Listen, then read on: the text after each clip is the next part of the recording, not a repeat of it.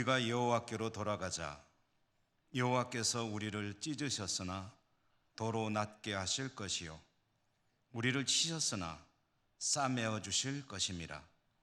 여호와께서 이틀 후에 우리를 살리시며 셋째 날에 우리를 일으키시리니 우리가 그의 앞에서 살리라. 아멘. 자비로우신 하나님 아버지, 거룩한 성일 저희들을 하나님 앞으로 불러주셨으니 감사합니다.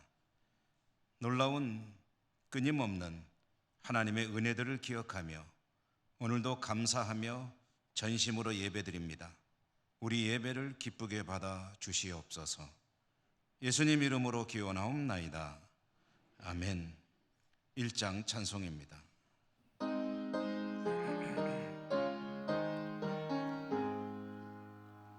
만복의 근원 하나님, 온 백성 찬송 드리고 저 천사여 찬송하세. 찬송 성모 정자 성령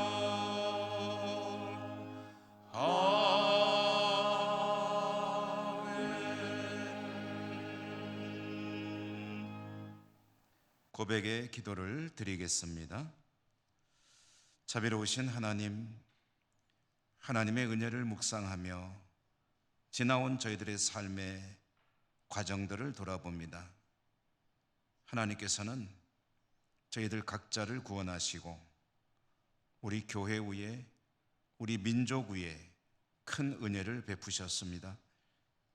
6월달 호국 보훈의 달, 저희들 각자에게 또 우리 민족 위에, 교회 위에 베풀어 주신 하나님의 은혜를 생각하면 모든 것이 부족함을 고백하지 않을 수가 없습니다.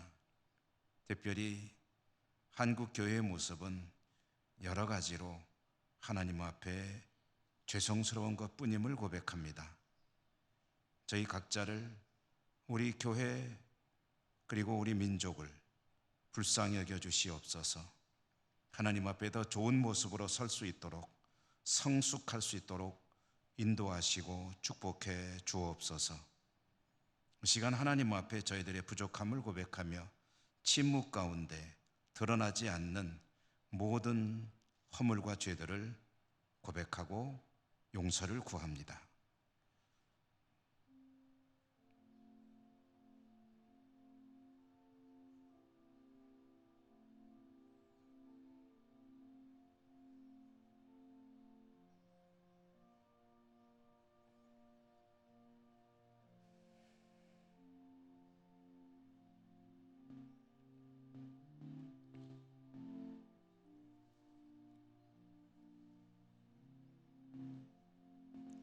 하나님의 사죄의 말씀입니다. 내 이름으로 일컫는 내 백성이 그들의 악한 길에서 떠나 스스로 낮추고 기도하여 내 얼굴을 찾으면 내가 하늘에서 듣고 그들의 죄를 사하고 그들의 땅을 고칠지라. 아멘. 성시교도 교동문 73번입니다. 이사야 말씀. 보라, 내가 새 하늘과 새 땅을 창조하나니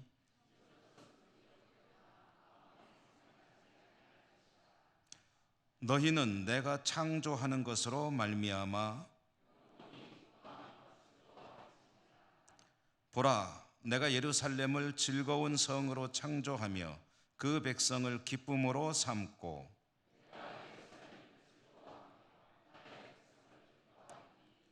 우는 소리와 부르짖는 소리가 그 가운데서 다시는 들리지 아니할 것이며 사자가 소처럼 짚을 먹을 것이며 뱀은 흙을 양식으로 삼을 것이니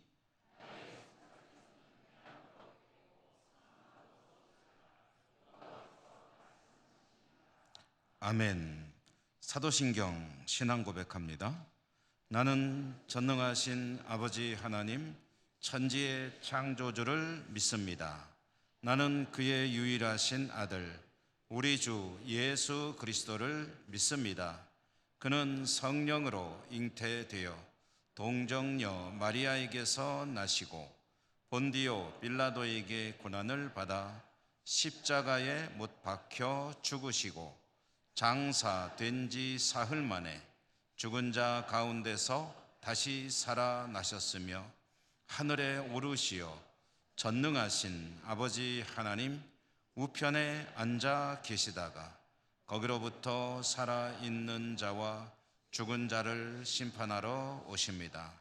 나는 성령을 믿으며 거룩한 공교회와 성도의 교제와 죄를 용서받는 것과 몸의 부활과 영생을 믿습니다. 아멘.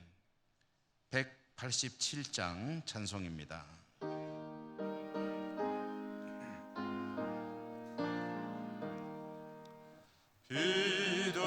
비둘기같이 온유한 은혜의 성령 오셔서 거친 마음으로 만지사 위로와 평화 주소서. 진리의 빛을 비추사 주의 길 바로 걸으며 주님을 옆에 모시고 경건히 살게 하소서. 주님과 동행하면서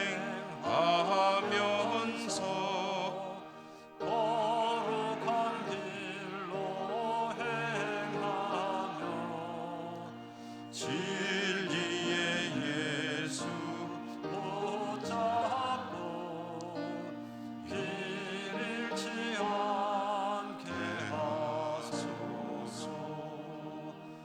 연약한 나를 도우사 하나님 나라 이루어 주님의 품에 안기는 영원한 안식 주소서.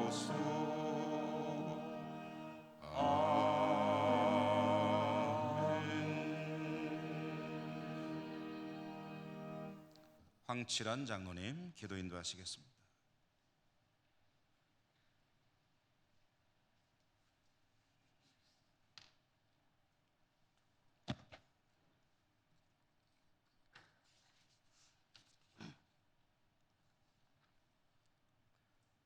하나님 감사합니다. 짙어가는 녹음과 초여름의 무더위 속에서 어느덧 한여 중반을 맞이하고 있습니다. 오늘 또 하나님이 창조하신 아름다운 이 땅에서 주님을 섬기며 주일을 맞이하며 주님과 함께하는 복된 삶을 살아가게 도와주시니 감사합니다. 이 시간도 지난 한 주간 있었던 모든 세상사 요한들을 주님께 구하며 감사하고 회개하는 마음으로 주님 만나 뵙기를 원합니다. 정성으로 올려드리는 저희들의 예배를 기쁘게 받아 주시옵소서. 하나님께서 이 나라 이 민족을 사랑하셔서 전쟁과 아픔이 없는 이 땅에서 살아가게 하여 주시고 한없는 은혜와 축복으로 언제나 함께하여 주심을 감사드립니다. 호국 봉헌의 달을 함께하면서 조국과 결의를 위해 목숨을 바친 순국 성녀들의 고귀한 희생과 헌신을 머리 숙여 감사드립니다. 이분들의 고귀한 희생이 있었기에 오늘날 우리들이 이렇게 편안히 살 수 있음을 가슴 깊이 간직하며 이분들의 뜻과 하나님의 인도하심에 따라 더욱 부강하고 살기 좋은 하나님의 나라를 만들어 주시옵소서. 특별히 격동의 시대에 이 땅에 태어나 배고픔과 눈물을 참고 견디며 사랑하는 가족과 조국의 근대화를 위해 그리고 주님의 몸된 교회를 위해 희생하고 봉사하신 연로하신 어르신들이 계십니다. 주님께서 이분들의 노고를 위로하여 주시고 이분들의 남은 여생이 주님과 동행하는 복된 삶을 살아갈 수 있도록 인도하여 주시옵소서. 장차 이 나라 동양이 될 젊은이들을 위해서도 기도합니다. 젊은 시절 하나님을 만나게 하여 주시고 올바른 역사관과 성경과 말씀으로 무장하고 꿈을 키워나가는 미래의 하나님의 일꾼들이 다 되게 하여 주시옵소서. 오늘도 사랑하는 우리 교회 성도님들 여러 가지 기도 제목과 소원을 가지고 주님 곁으로 나왔습니다. 가정의 문제, 세상사의 어려움, 그리고 여러 가지 질환으로 고통을 겪고 있는 많은 가정들도 있습니다. 주님께서 이 모든 것 아시오니 길을 열어주시고 고쳐주시옵소서. 사랑이 식어가는 시대에 사랑이 회복되게 하여 주시고 예수님의 마음을 닮아서 서로를 용서하고 배려하는 믿음의 공동체를 만들어가게 도와주시옵소서. 사랑하는 담임 목사님의 건강과 영성을 지켜주시고 오늘도 선포하시는 하나님의 말씀을 통하여 많은 은혜를 받고 또한 한 주간도 세상에 나아가 승리할 수 있도록 인도하여 주시옵소서. 정성껏 준비한 호산나 찬양되어 아름다운 찬양을 기뻐 받아주시고 교회를 위해 수고하고 봉사하는 모든 손길들을 축복하여 주시옵소서. 기도하는 선교지에 복음의 열매 맺게 도와주시고 함께하지 못한 교우들과 사랑하는 가족들을 지켜 주시옵소서. 이 모든 말씀 거룩하신 예수님 이름으로 기도드립니다. 아멘.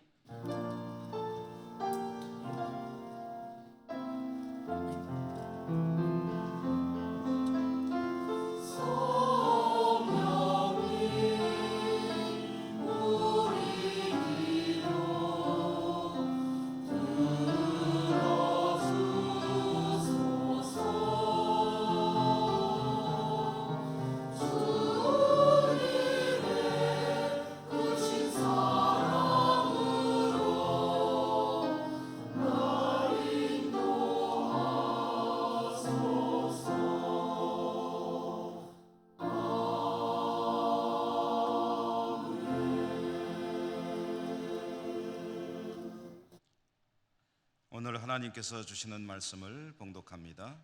신약성경 로마서 8장 5절에서 8절까지입니다.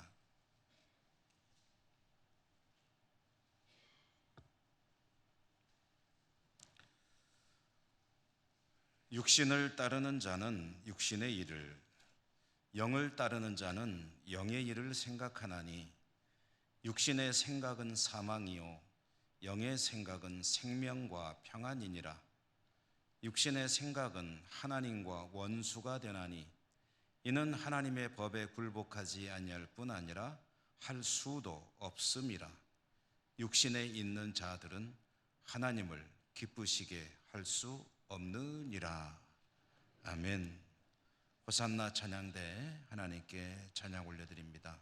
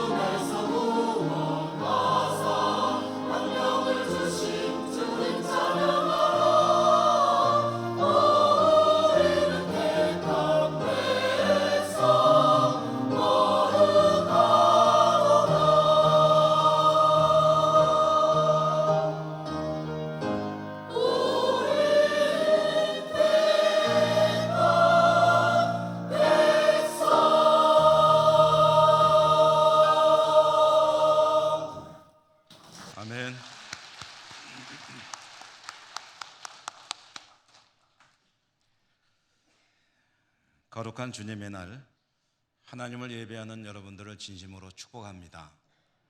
은혜 풍성하시기를 기원합니다. 로마서 설교를 5차례로 하겠다고 말씀을 드렸고요. 오늘 세 번째로 성령 안의 삶이라는 제목으로 말씀을 전해드립니다. TV에서 보았던 광고 이야기 하나를 먼저 드리겠습니다. 광고 스토리는 이런 것이었죠. 어느 회사에서 신입사원을 선발하기 위해서 면접을 보는 광경입니다. 사장을 비롯한 면접관들이 앉아 있고 그 회사에 들어가겠다고 응시한 그런 신입사원 후보들이 이제 쭉 앉아서 질문하고 대답하고 하는 그런 광경이죠. 면접관인 사장이 한 응시하는 사람에게 스킨 화장품을 뭘 쓰느냐고 묻습니다. 그게 오늘 광고하는 상품이죠. 그러자 그 응시생이 땡땡 씁니다 하고 대답을 했습니다. 그러자 사장이 합격! 하고 선언을 했습니다. 옆에 있는 면접관들이 어리둥절해 하죠. 아니, 신입사원 뽑는데 남성 화장품 무엇 쓰는 게 그게 왜 합격의 이유가 됩니까? 하는 그런 의아한 그런 눈빛으로 사장을 바라보니까 사장이 하는 말이 있습니다. 피부에 스킨 화장품 무엇 쓰느냐 그거 한 가지로 그 사람을 알 수 있다 라고 이야기를 하는 거예요. 아마 본인도 어리둥절했을 것이고 다른 응시생들이 불만이 있었을 겁니다. 왜 그럴까요? 이 친구보다 내가 여러 가지로 월등할 수 있거든요. 영어도 잘할 수 있고 토익 점수도 더 좋을 수 있죠. 출신 학교도 더 명문 학교일 수 있습니다. 준비를 더 열심히 했을 수도 있습니다. 나름대로 모든 면에서 내가 이 친구보다 못할 게 없는데 화장품 하나 물어보고 합격해버리는 이런 회사가 어디 있느냐라고 불만을 가질 수 있겠죠. 근데 저는 다른 것이 아니라 그 광고를 보면서 회사에 들어가느냐 마느냐는 사장이 결정하는구나. 그게 굉장히 마음에 와 닿습니다. 다른 면접관들의 의견도 중요하겠지만 결정은 사장이 합격해야 들어가는 겁니다. 여러분, 들어가고 싶은 회사가 있을 때 사장이 합격해야 들어갈 수 있는 것처럼 하나님의 나라에 들어가는 것은 하나님께서 합격하셔야 되는 겁니다. 나는 충분히 자격이 되는데요. 아무리 생각해봐야 소용없습니다. 다른 이들이 너는 충분해 라고 말해봐야 역시 그것은 그렇게 중요한 결정적인 조건이 되질 못합니다. 사장이 합격해야 회사에 들어갈 수 있고 하나님께서 합격하셔야 하나님의 나라에 들어가 영원히 살 수가 있습니다. 저는 여러분 모두가 하나님께서 합격하시는 믿음의 사람이시기를 주님 이름으로 축복합니다. 사도 바울이 로마 교회 편지를 보냈죠. 오늘 이 이야기를 빗대서 말해본다면 사도 바울이 로마 교회를 향해서 가지고 있는 기대가 뭐냐 하면 로마 교회가 이와 같은 교회가 되는 겁니다. 하나님께서 합격이다 라고 말씀하시는 교회가 되기를 바라는 마음으로 로마 교회 성도들에게 여러 가지 얘기를 써서 보낸 겁니다. 이 이야기를 잘 듣고 그들이 이 말씀을 잘 따른다면 그들은 하나님 나라의 영원한 생명을 누리는 백성으로 살게 될 것입니다. 우리는 오늘 로마서 세 번째로 8장의 말씀을 읽었습니다. 제 욕심으로는 다 읽고 차근차근 읽어나가면서 뜻을 새겨봤으면 좋겠다 하는 생각도 있지만, 그러나 5번만 하기로 여러분에게 말씀을 드렸고, 1장, 5장, 오늘 3번째 8장을 봅니다. 1장은 로마서가 시작되는 말씀이었죠. 거기서부터 사도는 로마의 성도들에게 믿음 이야기를 꺼냈습니다. 믿음이 뭐냐? 믿음이란 순종이다. 믿음은 점 찍는 게 아니라 선으로 이어지는 것이고, 시작했으면 순종으로 나가는 것이 완성된 믿음이다. 이런 이야기를 우리는 들었습니다. 5장에서는 또 하나님의 은혜로 대책 없이 멸망을 향해 가는 우리들이었는데, 하나님께서 은혜를 베푸셔서 하나님 나라로 들어갈 수 있는 그런 복을 누리게 되었다. 그러므로 이제부터 중요한 게 뭐냐? 순종의 내용이 또 뭐냐? 같은 의미가 되겠죠. 그것은 하나님과 화평하게 사는 것이다. 쉽게 말하면 하나님과 사이좋게 사는 것이다. 여러분, 하나님과 사이 좋으시죠? 확신하십니까? 요즘 별로 사이가 안 좋습니까? 하나님하고 뭔가 좀 약간 틀어지고 있습니까? 늘 하나님과 화평한 여러분의 삶이 되기를 축복합니다. 그리고 이제 오늘 3번째로 8장 말씀으로 우리가 왔습니다. 8장 말씀을 읽었다는 얘기는 5장의 뒷부분과 6장과 7장은 건너뛰었다는 이야기죠. 그래서 그 내용도 핵심만 간단하게 짚어보면은, 그 우리가 건너뛴 사이에 무슨 얘기가 있냐면은 그게 참 맞는 얘기라는 거죠. 하나님께 믿음으로 순종해야 되고, 우리는 대책 없는 존재였지만 하나님의 은혜로 이제 하나님께 구원받는 존재가 되었으니 하나님과 사이좋게 살아야 된다. 하나님과 화평해야 된다. 이것은 뭐 당연한 이야기 아니겠습니까? 문제는 뭐냐면 그게 그렇게 쉽지가 않다는 거죠. 그래야 된다는 것을 아는데 그렇게 사는 게 그게 그렇게 마음처럼 되지 않는다. 그게 고민이다 라는 이야기가 6장과 7장이 이어져 나오고 있습니다. 이것은 이 이야기를 꺼내는 사도 바울도 아주 절감하는 거예요. 자기도 너무나도 아주 뼈저리게 느끼고 있는 이야기입니다. 하나님과 화평하고 싶은데 그게 잘 안 되는 거예요. 그래서 바울은 유명한 고백, 자기의 그 심경을 토로하는 고백을 로마서 7장에서 한 바가 있는데요, 우리에게 너무나도 익숙한 말씀이기도 합니다. 7장의 21절부터 25절까지 말씀인데, 그 말씀을 우리가 한번 같이 읽어보도록 하겠습니다. 조금 길기는 하지만 차근차근히 스크린을 보시면서 한번 읽어보겠습니다. 그러므로 내가 한 법을 깨달았노니 곧 선을 행하기 원하는 나에게 악이 함께 있는 것이로다. 내 속사람으로는 하나님의 법을 즐거워하되 내 지체 속에서 한 다른 법이 내 마음의 법과 싸워 내 지체 속에 있는 죄의 법으로 나를 사로잡는 것을 보는도다. 오호라, 나는 곤고한 사람이로다. 이 사망의 몸에서 누가 나를 건져내랴.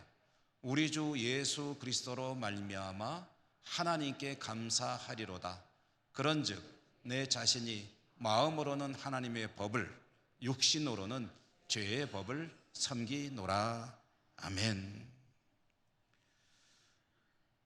믿음이 없는 게 아닙니다. 사도 바울 같은 믿음의 사람이 또 어디 있겠습니까? 근데 그도 고민하고 있는 거예요. 무엇을요? 하나님 잘 믿고 살고 싶은데 현실은 어떠냐면 내 안에 하나님을 잘 섬기고 싶어하는 내가 있는 것과 동시에 그와는 반대로 자꾸 나를 끌고 가는 또 하나의 내가 있다는 거예요. 그래서 내가 원하는 것, 하나님께 가까이 가고 싶은, 하나님과 사이좋게 지내고 싶은, 하나님과 화평하고 싶은 그 마음을 억누르고 나를 육신으로 죄의 법으로 끊임없이 끌고 가는 존재가 있고 둘이 계속 싸우는데 가만히 보면 주로 이쪽이 우세하다는 거예요. 나는 하나님 앞에 참 잘 살고 싶은데 그게 잘 안 된다. 그러므로 참 나는 비참한 존재라거나 탄식하는 겁니다. 나는 참 비참한 존재요. 나는 마음으로는 하나님을 따르지만 몸으로는 죄를 따라 사는 존재로구나. 나도 그렇고 사실 여러분도 그렇지 않느냐라는 이야기를 꺼내고 있습니다. 그러니 자, 여러분, 이 이야기를 듣게 되면 그러면 어떤 의문이 떠오를까요? 그럼 우리는 어떻게 하면 됩니까? 라는 질문이 자연스럽게 나오지 않겠습니까? 아이, 뭐 이렇게 남의 얘기 듣는 것처럼 그러지 마시고요. 솔직히 그렇잖아요. 하나님 잘 믿고 살고 싶지만 그게 쉽지 않지 않습니까? 그러면 어떻게 됩니까? 에이, 어차피 안 되는 거 할 수 없지 뭐 하고 포기하랍니까? 그럼 어떻게 해야 되냐 이거죠. 오늘 로마서 8장 말씀이 주로 그 이야기를 다루는 내용입니다.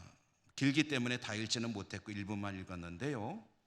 이 로마서 8장의 결론을 먼저 말씀드리면, 그렇게 살기를 원하지만 잘 안 되는 그 삶이 가능하다. 어떻게 가능하냐? 성령 안에 있으면 가능하다. 죄의 법을 따르지 않고 하나님 앞에 잘 살고 싶어하는 그와 같은 소망은 성령 안에 있는 사람에게는 가능한 일이다 라는 이야기를 들려주는 겁니다. 성령 안에 있으려면 먼저 성령을 받아야겠죠. 성령이 우리에게 임하셔야 되겠죠. 그래서 하나 여쭈어 보겠습니다. 여러분, 성령이 여러분에게 임하셨습니까?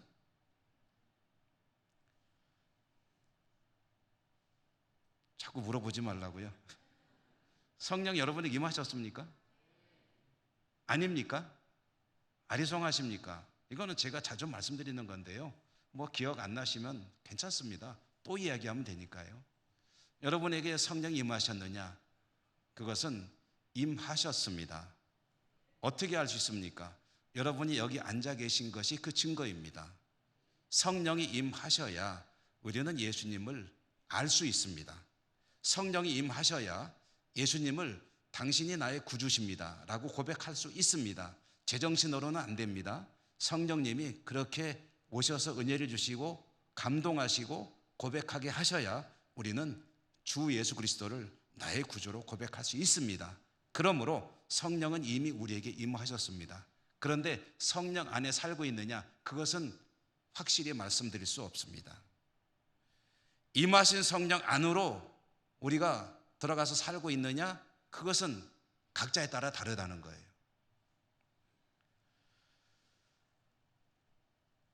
우리의 고민은 그것이죠. 주님을 영접했고 마음의 소원도 가지고 있습니다. 그런데 주님과 화목한 삶으로, 주님과 사이좋은 삶으로 나가는 것이 그렇게 쉽지가 않고 그것 때문에 고민하고 있습니다. 그러면 우리는 어떻게 해야 됩니까? 이 질문에 대해서 성령 안에서 살면 가능하다라고 대답을 해 주었습니다.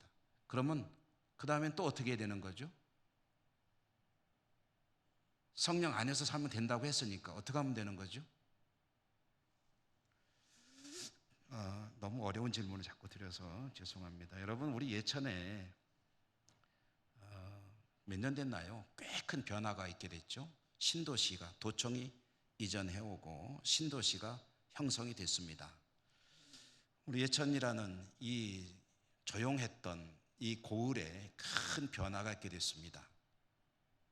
그리고 예천에 살고 있는 이 읍내에 살고 있는 많은 분들이 새로 형성되는 신도시로 이사를 갔습니다. 이사 가신 분들은 왜 갔습니까? 보니까 우선 집도 다 새로 지었잖아요. 그러니까 그 새로 지은 집이 좋아 보이는 분들은 이사를 가겠죠.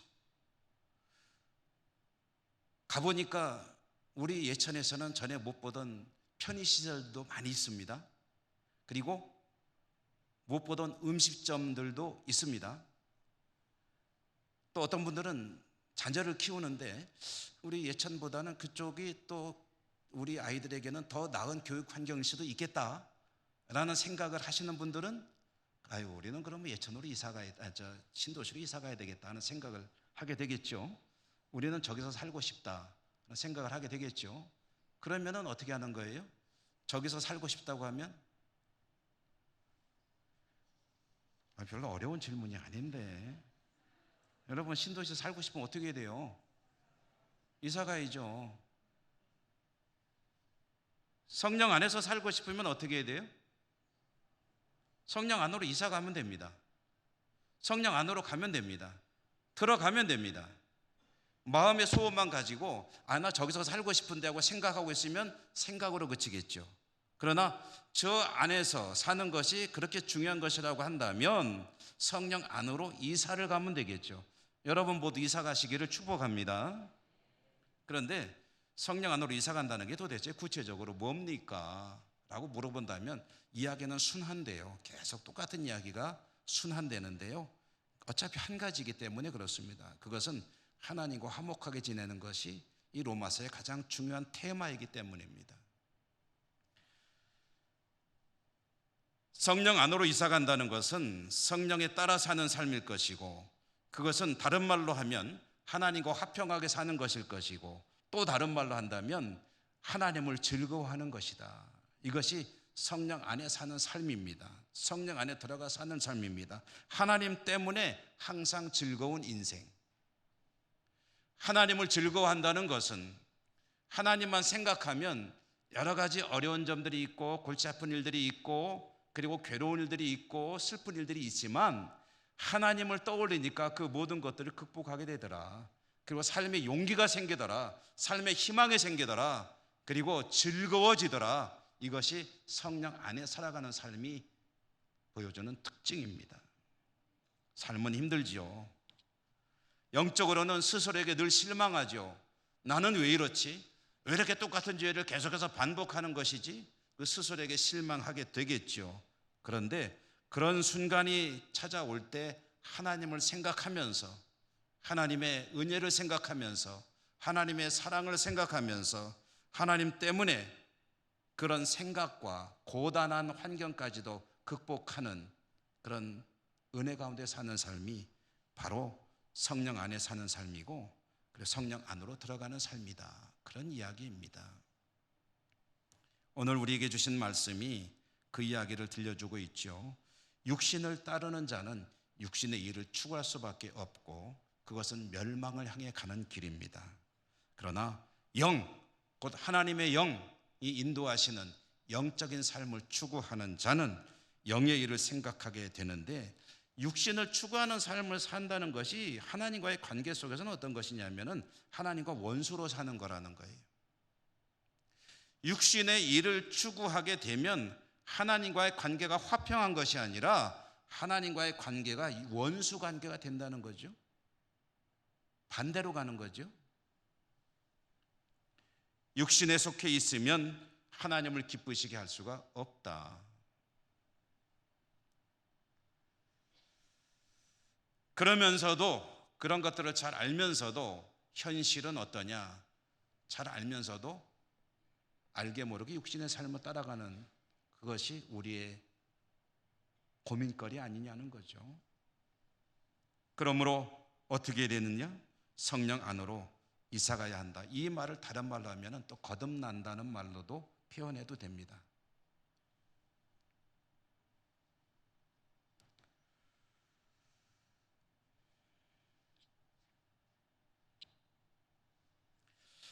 여러분, 성경에 가장 많이 나오는 단어 중에 하나가 믿음이라는 말이죠. 믿음이라는 말에 대해서 저는 여러 가지로 그 의미들을 해석을 해서 말씀드린 바가 있습니다. 근데 이 믿음이라고 번역되는 이 말은 여러분 이것은 기억 안 하셔도 됩니다. 다만 성경이 원래 우리나라 말로 기록된 것이 아니고 기록되었던 언어가 신약 성경은 헬라 말로, 구약 성경은 히브리 말로 기록이 되었기 때문에 거기서 쓰이는 단어를 우리말로 번역을 할 때 믿음이라고 번역한 그 단어가 있습니다. 그게 바로 피스티스라는 단어입니다. 피스티스. 이 단어가 어디서 쓰이는 단어인가를 학자들이 연구하죠. 연구한 자료에 보니까 이 피스티스라는 말이 언제 주로 쓰이는 말이냐면은 사업하는 사람들이 주로 쓰는 말이었다고 합니다. 비즈니스에 쓰이는 용어라는 거죠. 여러분, 비즈니스에는 계약이라는 것이 굉장히 중요한 일이 되죠. 계약을 많이 맺지 않습니까? 여러분, 자영업 하시는 분이나 큰 기업을 하시는 분이나 사업의 가장 중요한 것 중에 하나가 계약 아닙니까? 많은 계약을 맺죠. 뭐 사업 안 해도 우리는 많은 계약 속에 살아갑니다. 집을 하나 사려면 계약을 해야 되죠. 방을 하나 얻으려고 해도 계약을 해야 되죠. 토지를 사려고 해도 계약을 해야 됩니다. 여러분, 물건 하나 사는 것도 계약입니다. 나는 당신에게 이 돈을 주겠습니다. 당신은 나에게 그 물건을 주시겠죠? 하고서 돈과 그것을 바꾸는 그것도 사실은 계약입니다. 그런데 이 계약을 맺게 됨에 있어서 가장 중요한 그 내용이 무엇일까요? 계약에 있어서 가장 중요한 게 뭡니까? 사업을 하시는 사람들이 수많은 계약을 맺어요. 외국과 물건을 사고 팔고 돈을 보내고 받고 하는 그런 계약을 맺어요. 근데 가장 중요한 게 뭡니까? 그것은 계약이 이루어지기 위해서는 서로에 대한 신뢰가 있어야 되겠죠. 믿음이 있어야 됩니다. 믿음은 그래서 그런 의미에서 관계다라는 말씀을 자주 드리는데,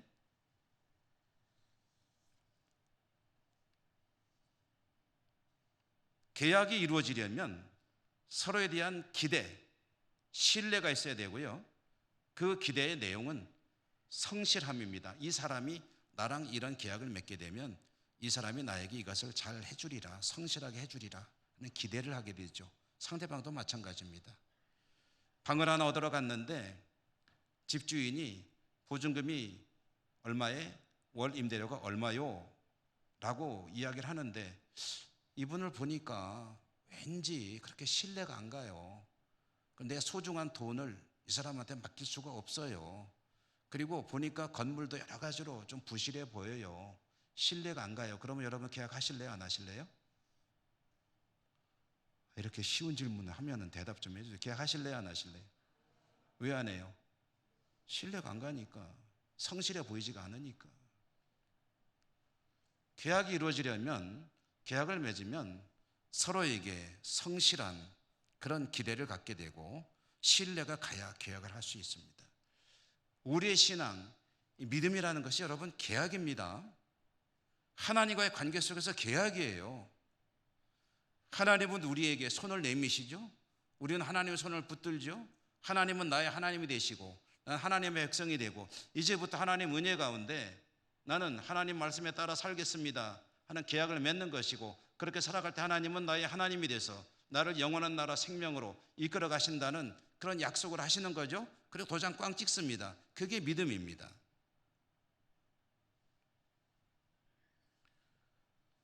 그러므로 서로에게 기대되는 신뢰가 있고 성실함이 기대가 되는데, 하나님은 염려가 없어요. 하나님은 완벽하게 성실하십니다. 하나님은 약속하신 것을 한 번도 어긴 적이 없습니다. 사람은 하나님의 기대 앞에 약속한 것들을 지키려고 노력을 하지만 지키지 않을 때도 있고 지키지 못할 때도 있습니다. 하나님은 성실하시지만 인간은 그렇지 못합니다. 그러므로 하나님께서 인간에게 기대하시는 것은 완벽한 것은 아닙니다. 하나님은 완벽하시지만 인간은 부족할 수밖에 없기 때문에 하나님은 인간에게 완벽함을 기대하지는 않으십니다. 그러나 성실함은 기대하십니다. 여러분, 하나님께서 우리들에게 기대하는 것은 성실한 믿음 생활입니다. 최선을 다하는 것이죠. 그리고 그 성실의 내용은 또 같은 이야기입니다. 그것은 하나님을 즐거워하는 것이다. 여러분 어떠십니까? 사는 것이 쉽지 않죠? 힘들죠? 고달프죠? 골치 아프죠? 자신을 생각하면 그렇게 썩 신통치 못하죠? 실망스럽죠? 슬프죠?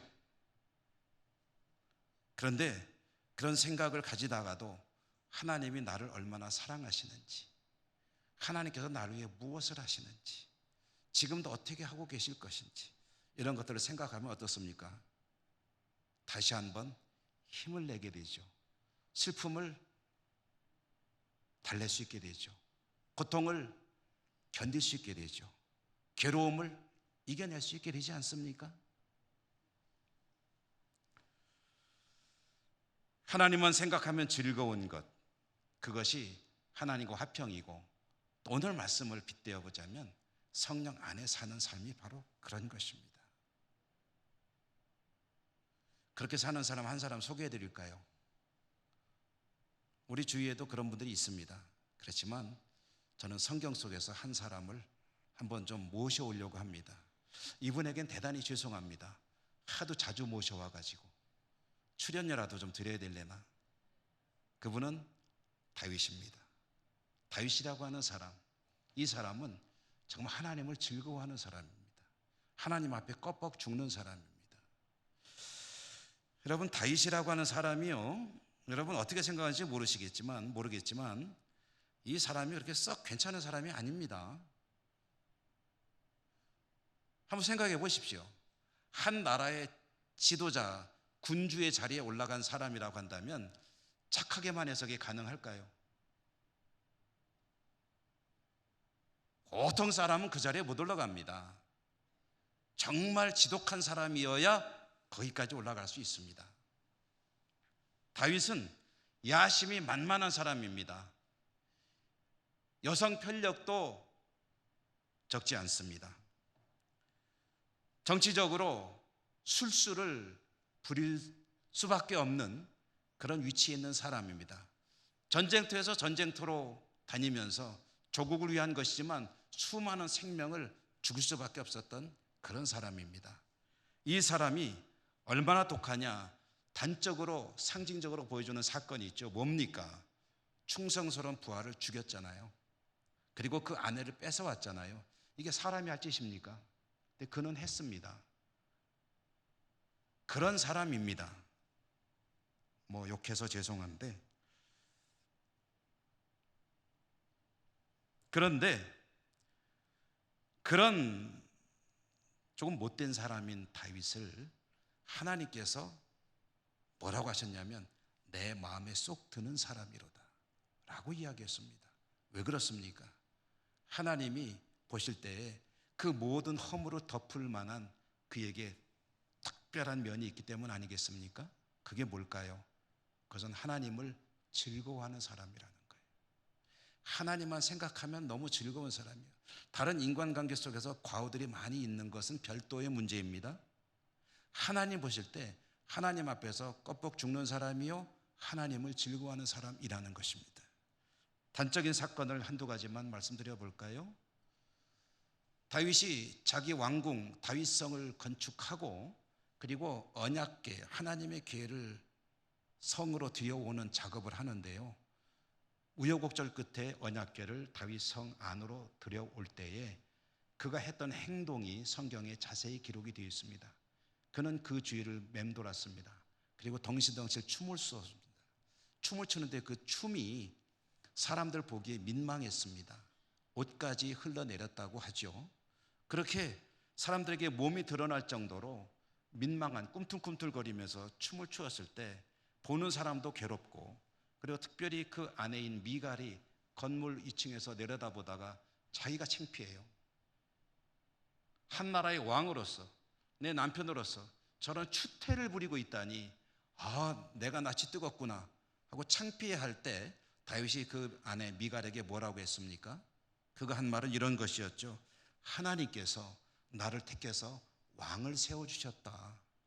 내가 하나님 앞에서 못할 짓이 뭐가 있느냐? 나는 하나님 앞에 이 춤으로도 기쁨을 드리고 이보다 더 경박스러운 짓이라도 얼마든지 할 수 있다.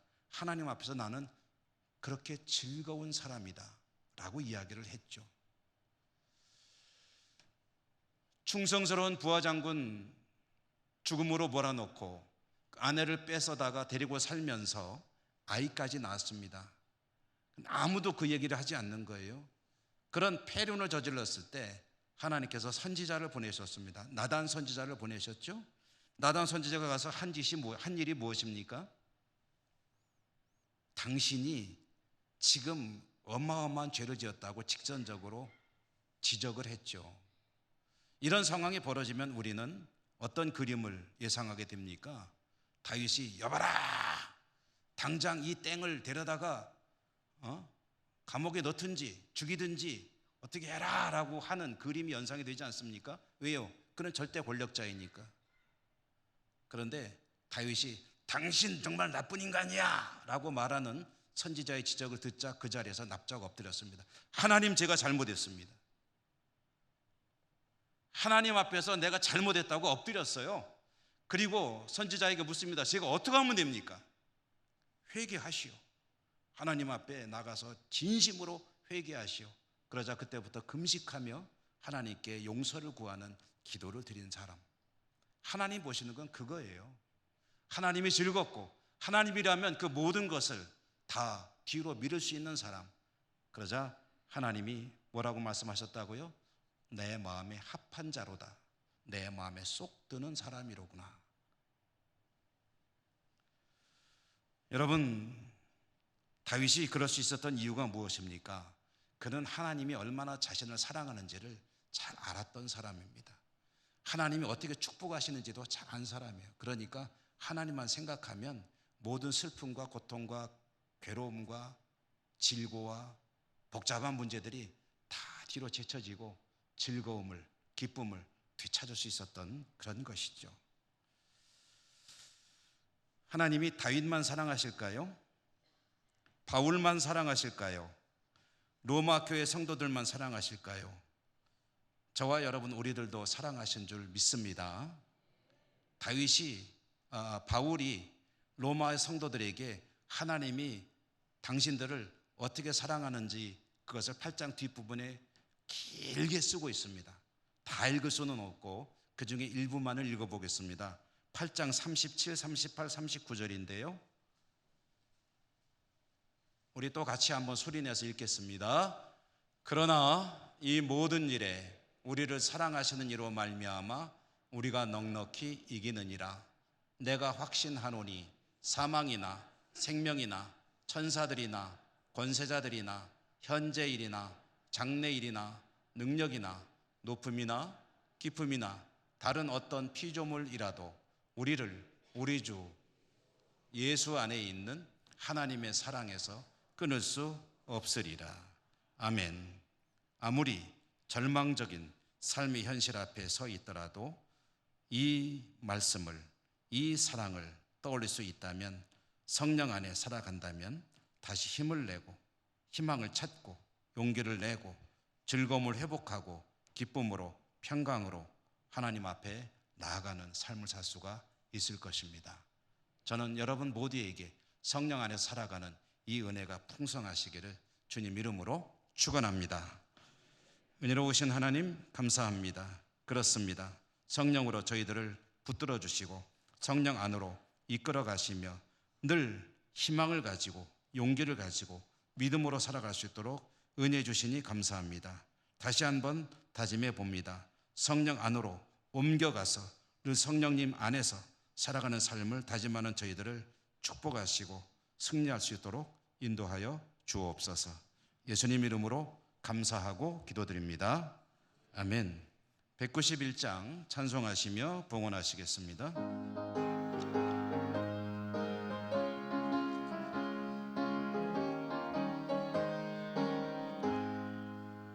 내가 매일 기쁘게 순례의 길에 가는 주의 발이 나를 안보하리요. 내가 주의 큰 복을 받는 참된 비결은 주의 영이 함께함이라. 성령이 계시네. 할렐루야 함께하시네. 좁은 길을 걸으며 밤낮 기뻐하는 것 주의 영이 함께함이라. 전에 죄에 빠져서 평안함이 없을 때 예수 십자가의 공로 힘입어 그 발 아래 엎드려 참된 평화 얻음은 주 영이 함께함이라. 성령이 계시네 할렐루야 함께하시네. 좁은 길을 걸으며 밤낮 기뻐하는 것 주의 영이 함께함이라. 나와 동행하시고 모든 염려하시니 나는 숲의 새와 같이 기쁘다. 내가 기쁜 마음으로 주의 뜻을 행함은 주의 영이 함께함이라. 성령이 계시네 할렐루야 함께하시네. 좁은 길을 걸으며 밤낮 기뻐하는 것 주의 영이 함께하니라. 세상 모든 욕망과 나의 모든 정욕은 십자가에 이미 못을 박았네. 어두운 밤이 지나고 무거운 짐 벗으니 주의 영이 함께하니라. 성령이 계시네 할렐루야 함께하시네. 좁은 길을 걸으며 밤낮 기뻐하는 것 주의 영이 함께함이라.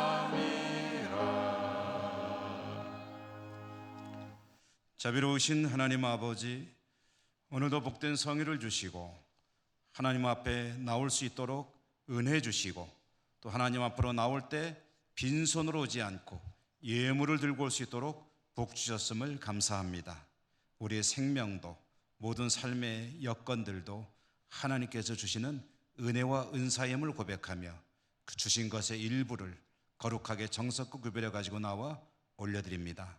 받아 주시옵소서. 그리고 저희들의 삶이 더욱 복되게 하여 주옵소서. 성령 안에 사는 삶으로 늘 승리하는 삶이 될 수 있도록 축복해 주시길 원하고 감사하고 예수님 이름으로 기도드립니다. 아멘.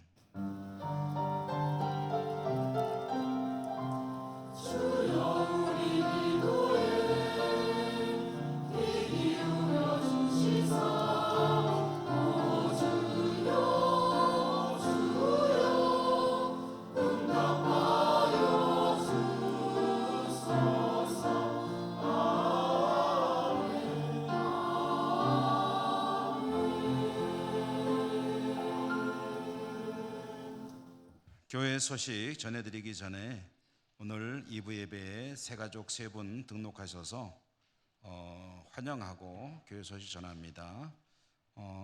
최윤주 성도님, 김장호 장로님 이렇게 모시고 오셨고요. 전에는 서울에서 신앙생활 하신 집사님으로 되어 있습니다. 그리고 장인수 집사님, 또 최명희 성도님, 김금숙 권사님께서 인도하신 것으로 되어 있습니다. 우리 3분의 새가족 오셨는데요. 한번 일어나셨네요 벌써. 우리 찬양으로 축복하며 환영하겠습니다.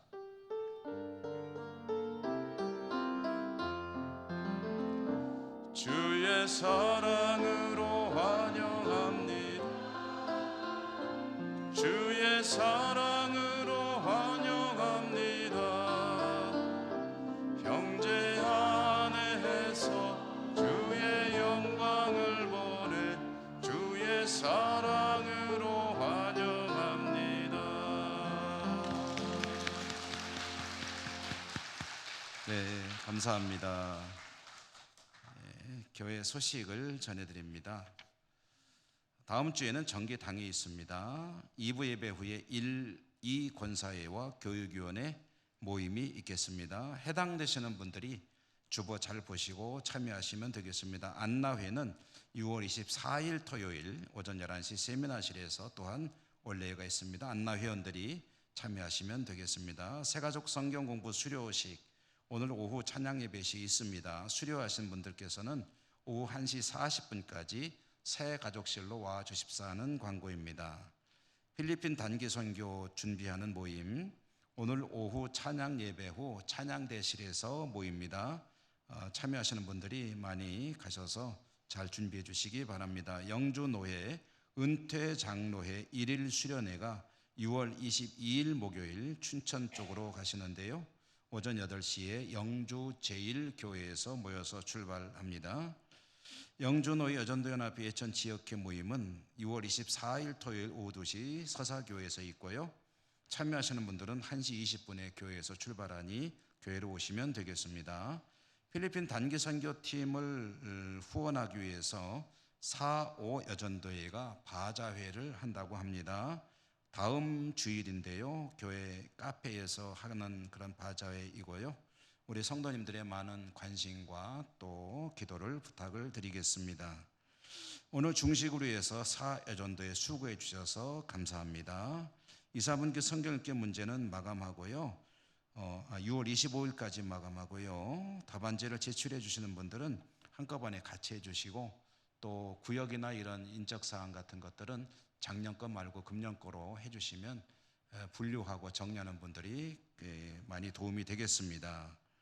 사무 간사를 채용합니다. 현재 우리 장혜린 간사가 7월까지만 근무를 하도록 되어 있습니다. 그래서 그 뒤를 이어서 근무하실 분을 채용 공고를 합니다. 자격은 주보를 잘 봐주시고요. 본인이 뜻이 있으시거나 또는 주위에 좋은 분이 계시면 추천해 주시면 서류를 받아서 결정하도록 하겠습니다.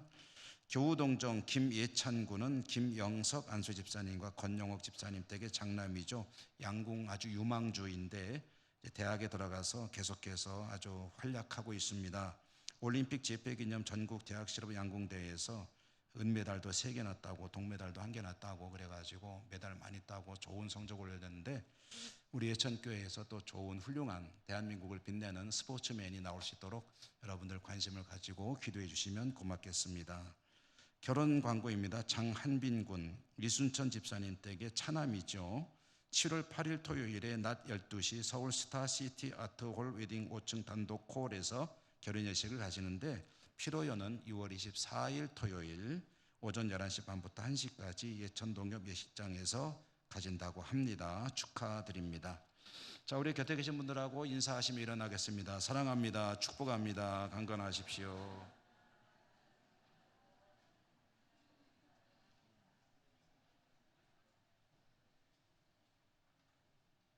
주기도성과 축도로 예배를 폐합니다.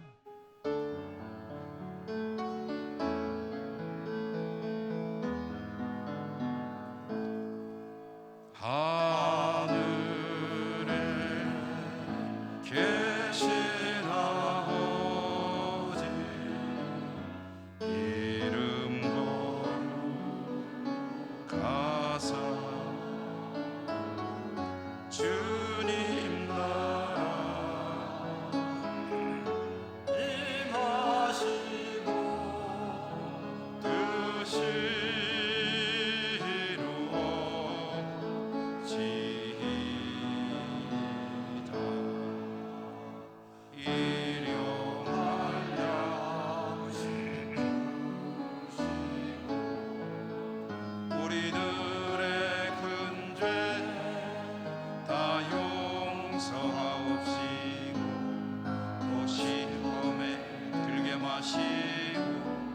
악에서 구원하소서.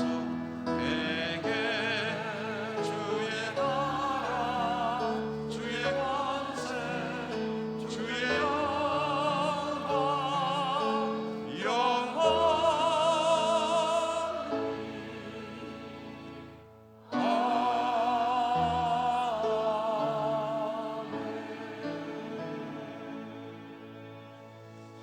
하나님 핏값으로 사신 주의 백성들이 하나님을 예배하고 다시 삶의 자리로 나갑니다. 늘 성령 안에 사는 삶으로 승리하게 도우시고 하나님께 영광과 기쁨이 되는 저들 삶으로 축복하시며 인도해 주옵소서. 여러 곳에 흩어져 살아가는 우리 사랑하는 가족들을 또한 축복해 주시옵소서. 예수님 이름으로 감사하고 기도드립니다. 아멘. 주 예수 그리스도의 은혜와 하나님 사랑과 성령님 교통하심이 주의 백성들 머리머리 위에와 모든 삶 위에 항상 함께 하시옵기를 축원하옵나이다. 아멘.